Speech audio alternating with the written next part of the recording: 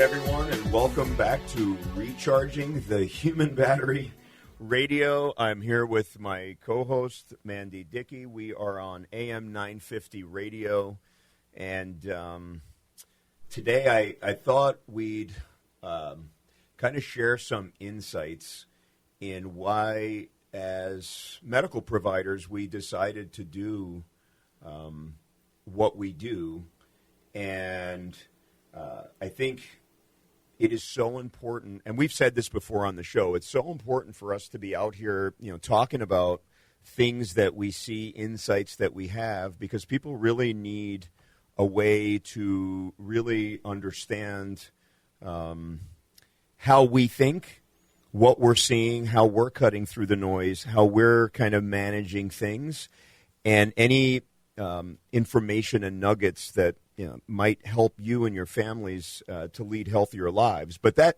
the kind of the gist of what I wanted to do for you guys today is talk about how we even thought about, hey, like one day you just wake up and say, hey, I'm going to do a podcast. Hey, I'm going to just do a radio show.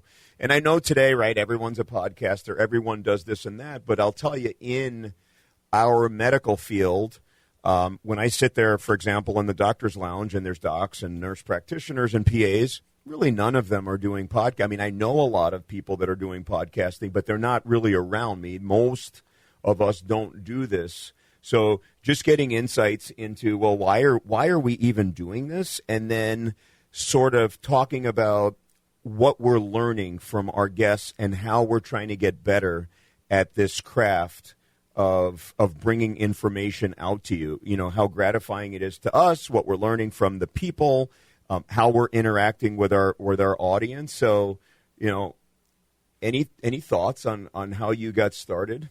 Oh, gosh. So a couple of years ago, I decided to do this because I love teaching. As a nurse practitioner, that's one of the main roles that I've done is teaching. I've been a professor. I've taught my patients, my fellow nurse practitioners, and I just loved educating, and I wanted to do it outside the walls of where I was because I wanted to be able to reach more people.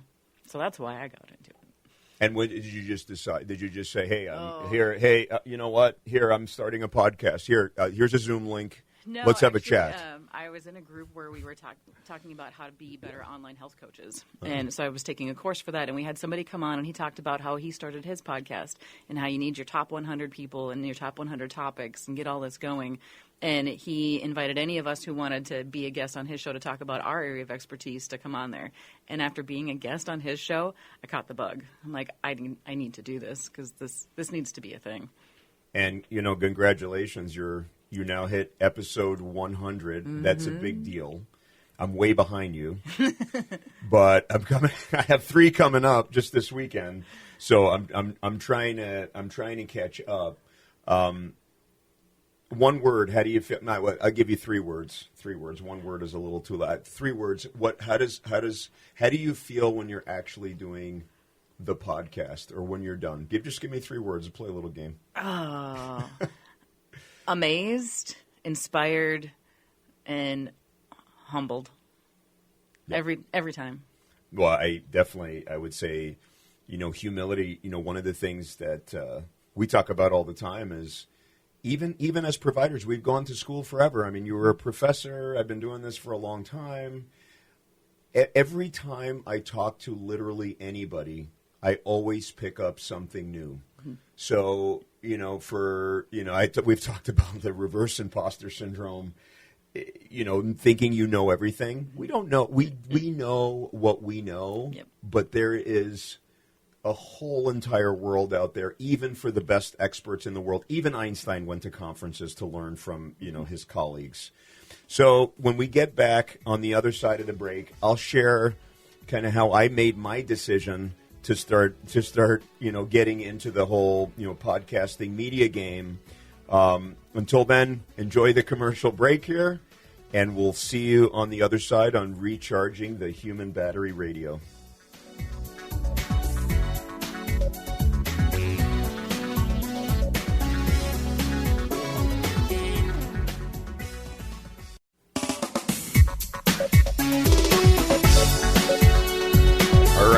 back. We're on the other side of the commercial break here on AM 950 Radio. This is Recharging the Human Battery. Glad to be sitting with Mandi. She's back in action this week. And, we're just shooting the breeze here about how we got into this podcasting world, now doing this radio show. First of all, I'll just say that, you mentioned the bug. I absolutely have the bug. It's something that I'm really passionate about. I'm going to make it a huge, huge part of kind of my future aspirations, to be on radio, to continue to grow and expand the podcast. And I have some some of the people that are going to come on the podcast coming up. I know you've just had an amazing guest on the podcast, world-class guy. I've got some incredible people coming up on the podcast, and I can't wait. And you know what's cool about doing this is the more you interact, and again, you're on episode 100. I'm in my in the 30s. The more I interact with the people that I have on my show, the more it makes me want to do it, because it is so interesting.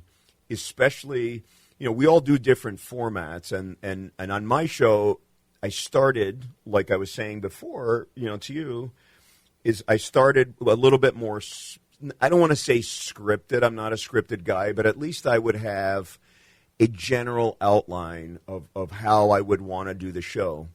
Now, I just come prepared as far as exactly knowing kind of what the guest is doing, and then we just have a natural conversation about it. And I just ask, I don't want to say hard-hitting questions, but really deep questions, and my guests have no idea what I'm going to ask them, and it makes it 100% genuine, because some of the there are so many pauses now when I ask questions, and I'm like, whenever they pause, it's a good question, because they can't even hit me with some canned thing that they had, or something that they normally say when they're at conferences. They really have to think. Like when I ask them some random thing, which the audience might get a kick out of. The guest is there. I'm not and then they have to think about it. But it's real, right? Yeah. If you just get interviewed randomly, like on the side of the road by some news outlet, you just have to answer the question. So it's just a better form. But anyway, I love that. And every time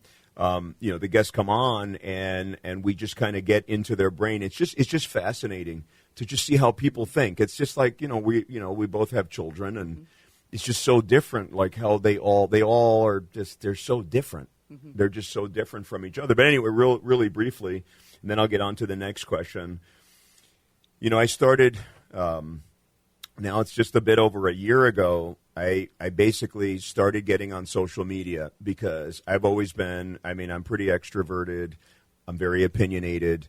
I'm very nosy, because I just want to really know what's going on. And I just, when I see things that are broken or want to make a difference, and obviously we're in this, healthcare wellness space, trying to merge all these things, that's off top. That's neither here nor there. But when, just people that end up doing what we're doing are generally very nosy people, right? Like I just need to know what people are thinking. Some other people, they just sit there. They don't care. They're like, whatever. I just want to know, like, you're making these decisions, or you're involved in this. Why did you decide to do that? I just need to know that. Mm-hmm. And so that's why this is so good. So I knew that about myself. So I started doing a lot of social media, especially LinkedIn.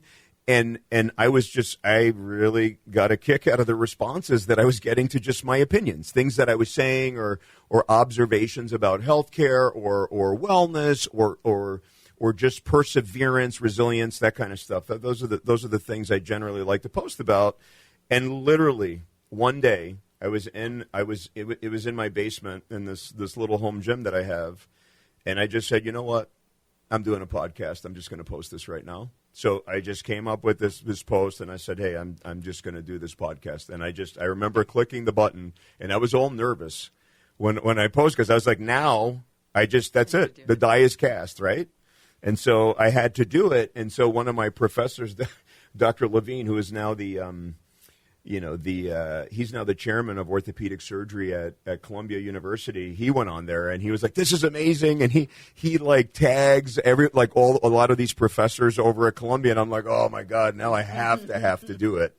So it took a while, and you're right, you have to prepare. So I thought I was going to be, like podcasting, 4 or 5 weeks later. It doesn't work that way because I had to prepare. I had to figure out how to do all these things. And we did the first couple in studio, and thank God for my 15-year-old son who's a techie. So we set up these 3 cameras. I'm not even kidding. We spent at least 30 hours trying to figure out how to do this 3-camera setup. He had to watch all these YouTube videos about figuring out how to pan in and out of these cameras. And he was amazing. He actually sat there, and I did my first podcast ever with Nick Myers, one of the doctors over at TCO, and it went perfect. And my son knocked it out of the park. If it was me doing the first podcast in studio, I'm sure, half of it would just be, we wouldn't even be in the frame probably, and it would have just been a disaster.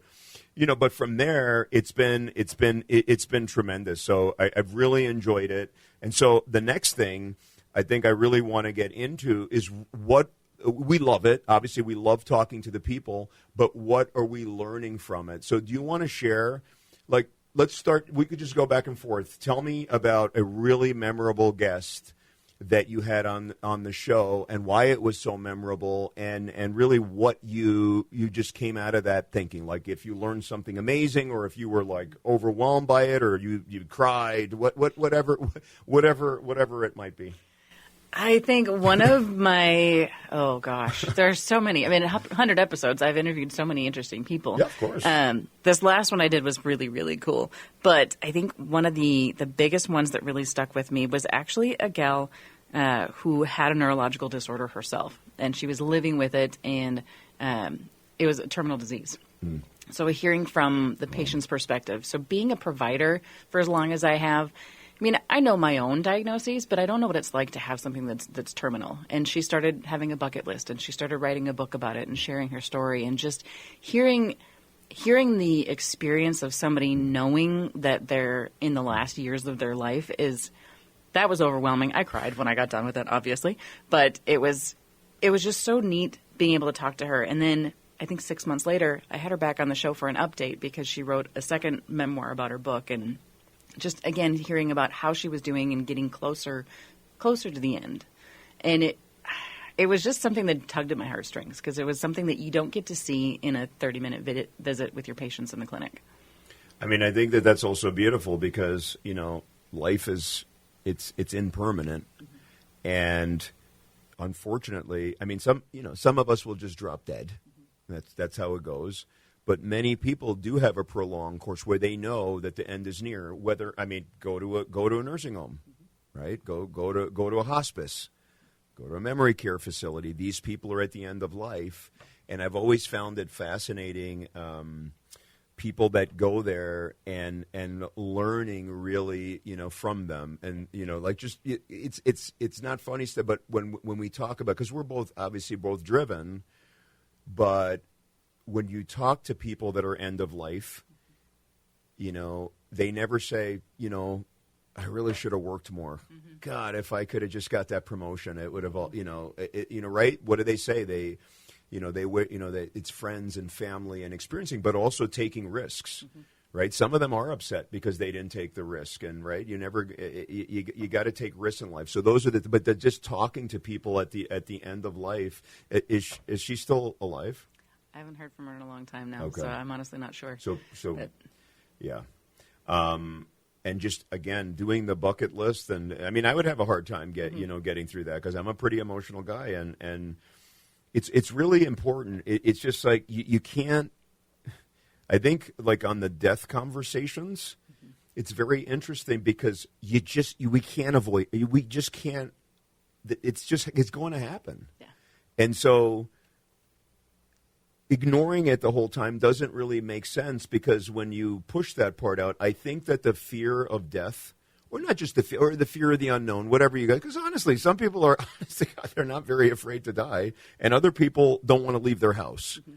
right? They want to be in a bubble because, they're afraid of everything. But I think that fear of death, or just having that understanding that everything's impermanent. Look at what happens, to dandelions, right? Everything's impermanent. If you just think, right, look what happens to roses. They bloom and then then they're gone, and that's us. And so thinking about those topics, that's good. Sorry to get on that because I was going to go off, but now I'm going off on some crazy. But I think that's I didn't know what you were going to bring up, but I think having those conversations really brings us back into the now and living the present moment, because that's all we have. And most of us, you want to talk about wasting life. I think that the biggest way to waste life is to not live in the present moment, right? We're always thinking about what happened in the past, right? Or what is the future going to be? So we live in stress. I'm stressed because this, and that happened, and I'm stressed because this, and that will happen, and we don't live in the now. And so having those conversations, are deeply moving. I haven't had anyone like that. I mean, I've had people that have been close to not doing so well, but definitely not, I'm terminal and this is my bucket list and this is what I want to do. So that's a great one. I think for me, one of my most memorable, podcasts, I'll just never remember. This is just, it's some of it's random and some of it's not, but I had Dr. Kenneth Bloom on. He is 84 years old. He is a renowned neuropsychopharmacologist, and he actually discovered the gene for addiction and alcoholism. He probably should have won the Nobel Prize for that. He's also discovered all the alleles in the brain reward center that are responsible for us being addicted, and he came up with something called the genetic addiction risk score, which I'm a big proponent of, although there's some ethical considerations that are way beyond this discussion. I urge people to go to that podcast and watch it. But basically, it tells you if you have X amount of these alleles, if you have these many, you're very high risk to become addicted. If you get on substances or people get eating disorders, they get all this other stuff. The less you have, the less likely you are to get addicted. And I think that would be a great thing for us to know as physicians or as people. Like if we have it, I want to know if I'm going to be addicted. So I know, well, maybe I shouldn't ever get on this, or maybe I need a different way to treat my post-operative pain because I'm a very high risk to get addicted. But again, that was the nuts. So anyway, the reason that I bring up that one is, number one, this guy's 84 years old, and his energy level makes me look like I'm asleep, right? So I had to keep up with him, and I can tell you that before we started the podcast, I was on with him at least an hour, and then afterwards, it was literally like I was on the call with him the whole day. Okay, that's how long the thing was. Oh, and our podcast was 2 hours in between, and then there was all this other stuff. But the funniest thing is that we're doing the show, and the lighting in his house is just terrible. So he's like sitting in the sun. So like the sun is on his face. You can't see the guy. You can't do anything. And here comes his wife in the back. She's looking. They're trying to figure this out. This is before we do the show. So she's throwing like bed sheets over the window to try to get this dark, and he's doing it. It was it was just the funniest thing. And then he's just trying to figure out, getting his hair to look right on the show while this is going on. I'm over here just cracking up. So it was just a great way to start this very intense, episode. And then afterwards, he online again with his energy level. And this is what I love passionate people. Look, let's do this again. The guy's 84 years old. He does a 2-hour podcast with me where we go into hardcore science about epigenetics and alleles and what he's doing and how he feels like there's so much corruption in the system that has blocked a lot of really important things from going. And then we get off of that, and he's even more energetic because then he's unfiltered after the podcast, and oh my God! I mean, just let the cat out of that. I mean, just like a cat with the yarn. I mean, he was just going crazy on organizations and what happened, and telling me all these background stories. One of the most fascinating people that I've ever been a part of, and I see that, and all I think to myself is, geez, that's why we need to follow our passion. That guy is dialed in. He's still writing article after article now. And I was like, I need to do things with my life where if I get to my 80s, that's going to be my level of energy. Not like, oh, I'm doing this because I want to make sure that my bills are paid and I have enough money in retirement. That's all good and fine. Obviously, I'm not telling any of you guys to be destitute and living on, and being on a park bench. But what I am telling you is you got to follow you really have to follow your passions. And the people that tend to go on podcasts and want to tell their story, they're really dialed into what they're saying. They're not on the show because they just want to talk, or they're not salesy. Like, I have not had one person that's trying to sell their stuff. Even if they own companies or do whatever, boom, they're out here really trying to get this message out, and they feel like it's really their life's mission. Right? It's just like, it's almost like the time is running out and they got to get this thing out. And I just remember that. I'll never forget, that. And it's an inspiration to me. And I just want to be him. I just want, if life is good, if even in your old age, you are just fired up about the stuff you're talking about. Mm-hmm. Any more memorable moments? Something funny, something wild, something totally unexpected that you're like, what? I like to watch the themes. So my first question I always ask everybody is what got them into what they do? So I get at that passion right off the bat. So it's always getting at why they're doing what they're doing, because they get passionate and they get fired up. So every episode is like that. Everybody's fired up.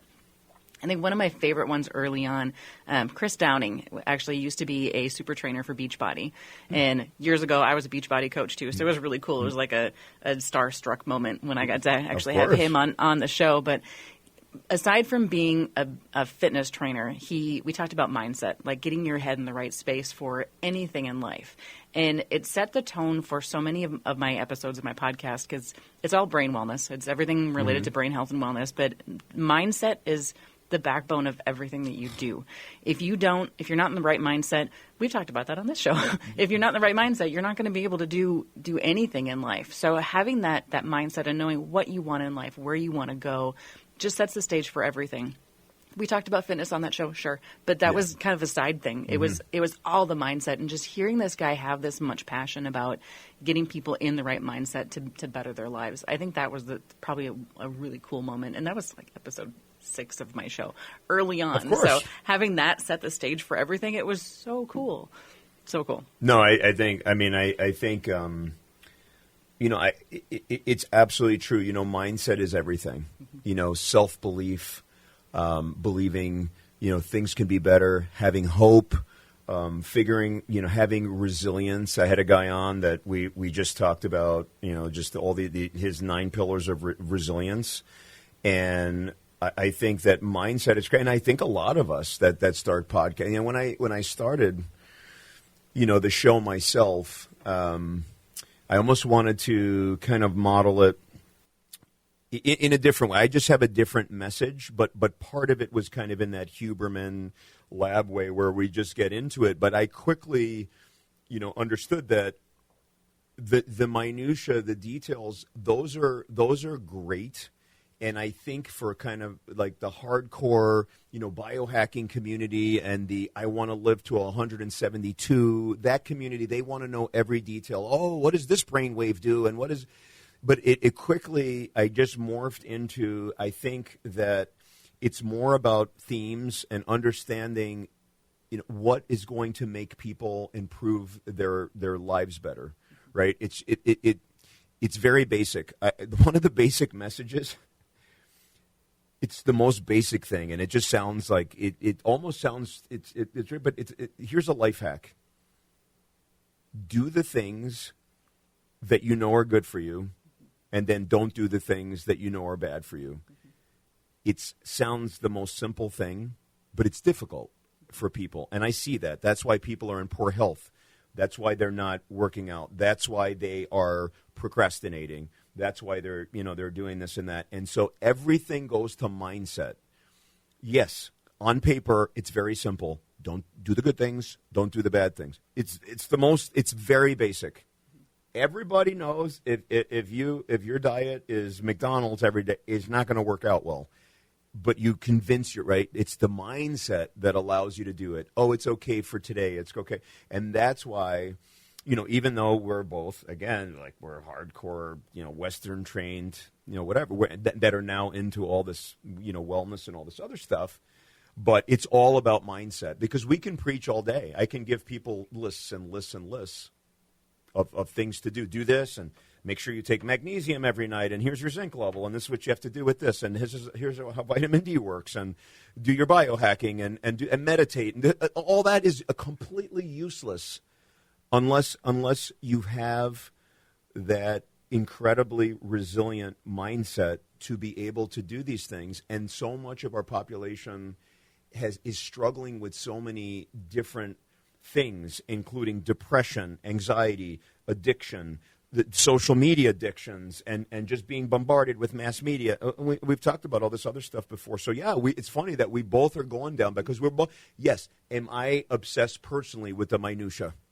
Of course I'm obsessed with the minutia. Like, for example, like photobiomodulation, I'm obsessed. This frequency does that, and it does this to the cell, and whatever, and that's great. But if they don't get in the red light bed, we could talk about this for.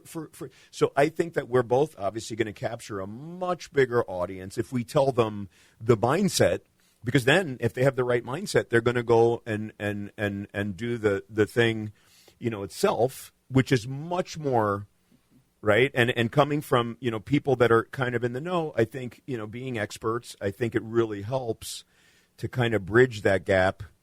And help people to understand that. But that being said, I'll talk about the next day. So I had Dr.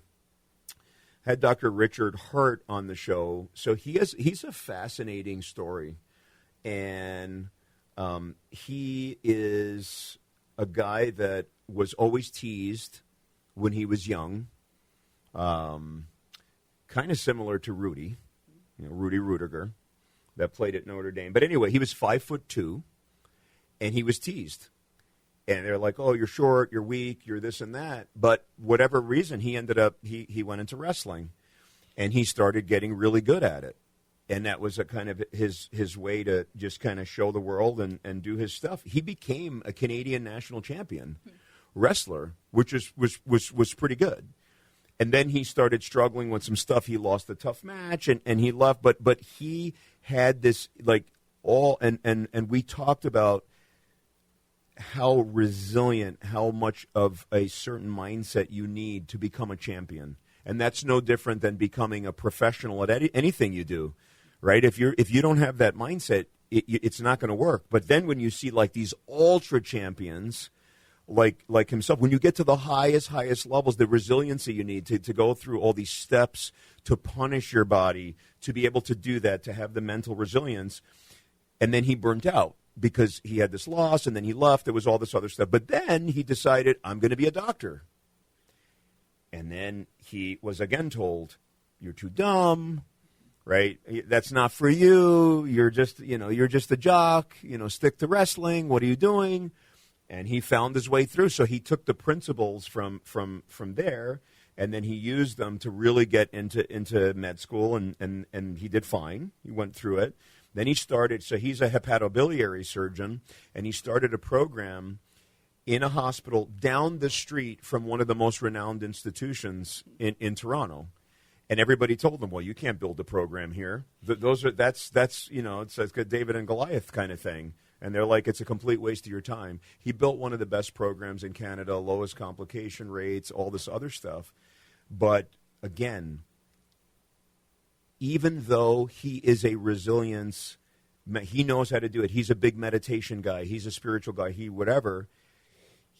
really talks about how just as he got into trouble as a wrestler because he pushed himself beyond even what his techniques could help him with, and he got burnt out, same exact thing happened to him, and he actually ended up he became an addict.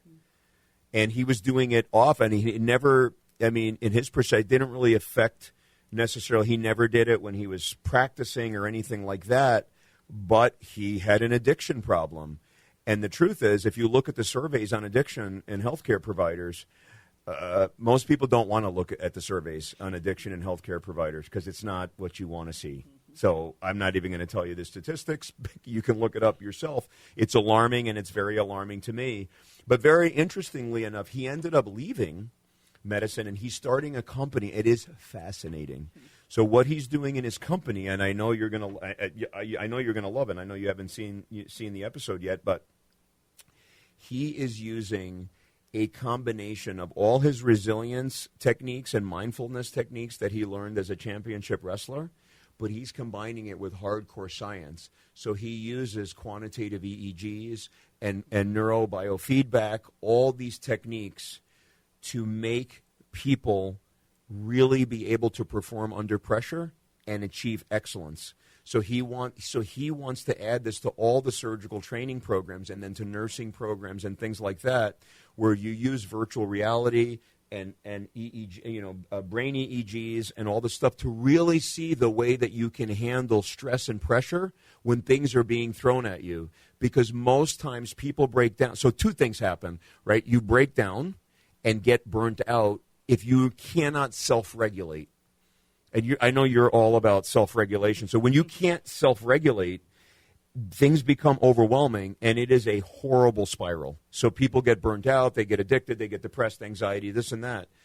But importantly, on the patient side, and we got really into this, the reason that I think it's a brilliant idea to really train people how to handle stressful situations, because distraction is the number one cause of complication.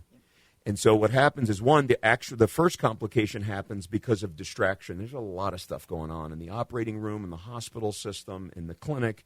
So you could get distracted. It just takes one mistake. But then if you're frazzled because you can't self-regulate, one mistake leads to 2 mistakes, 3 mistakes, and then the patient's dead. Just being on. I mean, that's the way it is. So we went down that whole path. So I think really training people in how to self-regulate and how to manage that is it's incredibly important. So he has this company, Next Gen Surgery. I think it's going to be revolutionary, and I think obviously he's going to roll it out first in Canada, but I think it should be part of the training programs. And then I got really controversial. Then the question is, I asked the question, should it be part of the screening program? Because the truth is, and I know it's controversial, but yes, I get it. I can hear the people through the... I can hear them. I can hear them on the radio saying, well, you're prejudicing this and that. It's not about prejudice. I mean, you kind of want your surgeon to be able to handle it when the ship hits the iceberg. Yep. I think that surgeons and other healthcare professionals that have lives in their hands, I think we need to be held to a higher standard. We're not writing a paper. If you're writing a paper in the lab and you do something wrong, you retract it, right? If you make serious errors because you can't handle the pressure, right? We don't say to Navy SEALs, well, I know you can't make it through the water and you rang the bell after 15 minutes, but that's fine. We'll send you on a mission to Afghanistan.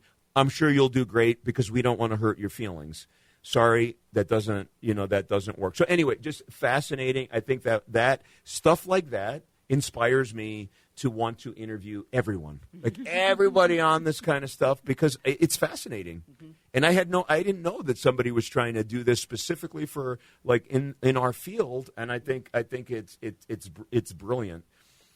And anything that's like similar to that, where you're just like, holy smokes, this is like I've had revolutionary. So many episodes where people have come on and talk about overcoming something. Yeah. It's time after time. That's part of why people get into what they're doing, whether they're health coaches or whether they work in healthcare, whatever they're doing.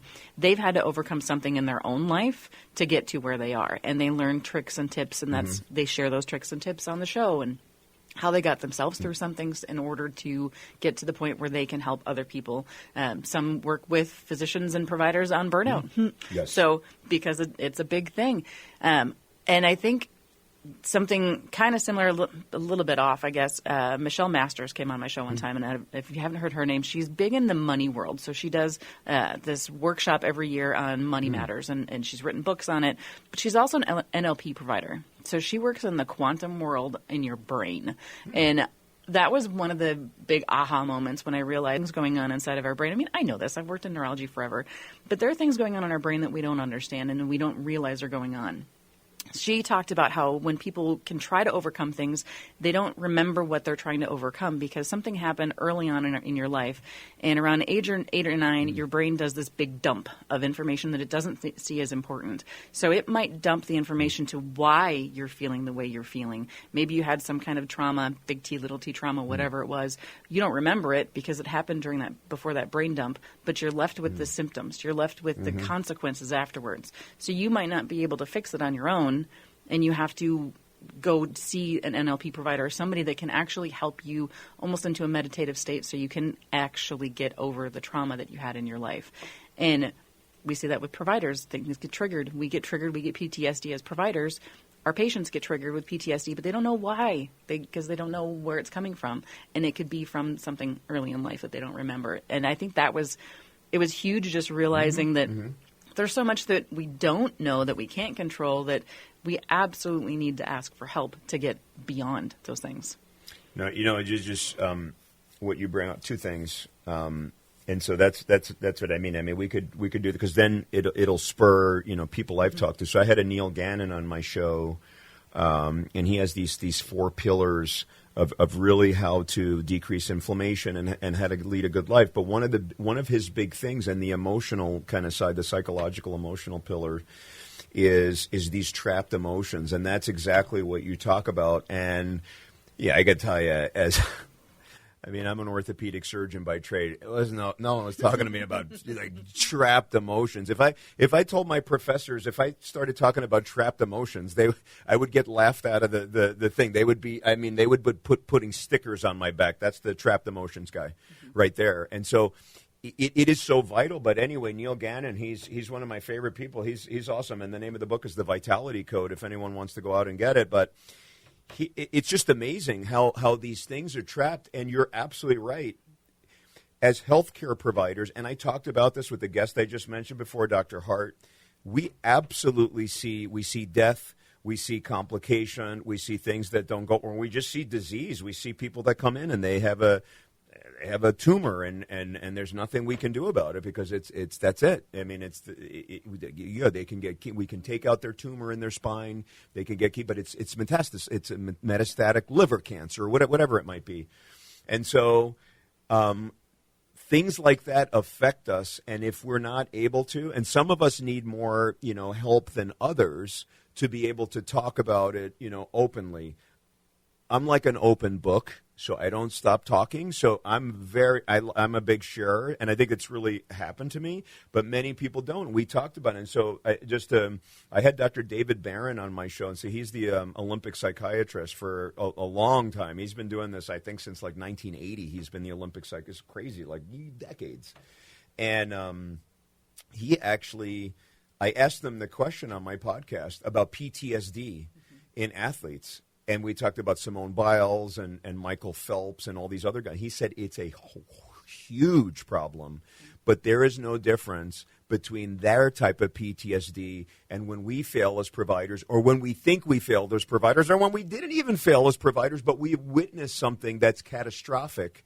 And then we get into these states and then our performance may be affected. And so I think having things like, your trapped emotions or the other guys, plan of using EEGs and different, virtual reality things to try to figure out what we're doing. It's just fascinating. And the more we can talk about things like this, the more we get it out there. Because, again, in our profession, people don't want to talk about this stuff.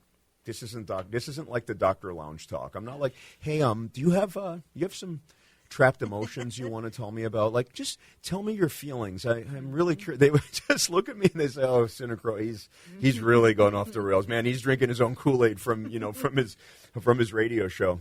Last words here before we go to the break. Oh, I think the big thing that I've learned every time is that everyone has a story. Everyone has a story to tell, and everyone has something that we can learn from each other. There's not a single episode in my 100 that have gone by that I haven't learned something from the person on the other side of the microphone. No, we're all unique, and I'm not going to use people. it's funny. We're just like, oh, we're all like snowflakes and we're all different and fingerprints. We all have it, whatever.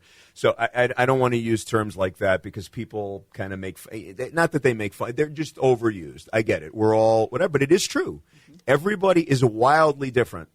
You 10 people in a room, interview them about the same question. The answers are crazy all over the place, and that's why it's fascinating to be doing this. So on the other side of the break, we'll wrap it up with our closing thoughts. We'll see you in a minute.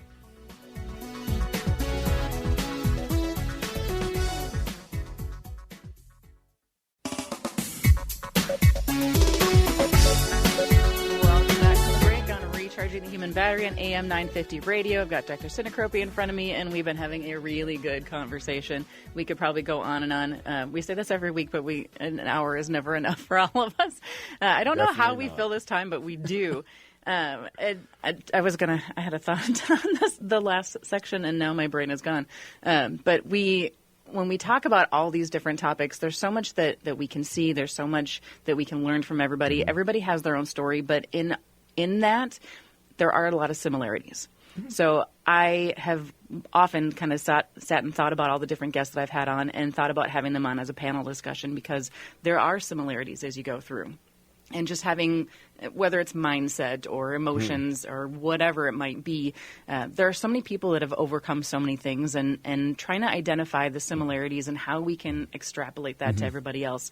It kind of builds on both of our scientific knowledge of wanting that science and research behind it. It's cool to be able to see that in practice and in something that we're both passionate about. Yeah, and it's true because I brought up how crazy it is, the differences. But you're absolutely right. It's the similarities. It's what binds us all together because ultimately, everybody, we all kind of want the same thing, right? We want to feel well. We want to be contented or happy or whoever, and we can get into the differences between happiness and contentedness. That's another show. But anyway, we want to have aspirations. We want to have goals. We want it to mean something. And I love what you said. And I'm just going to make a general comment.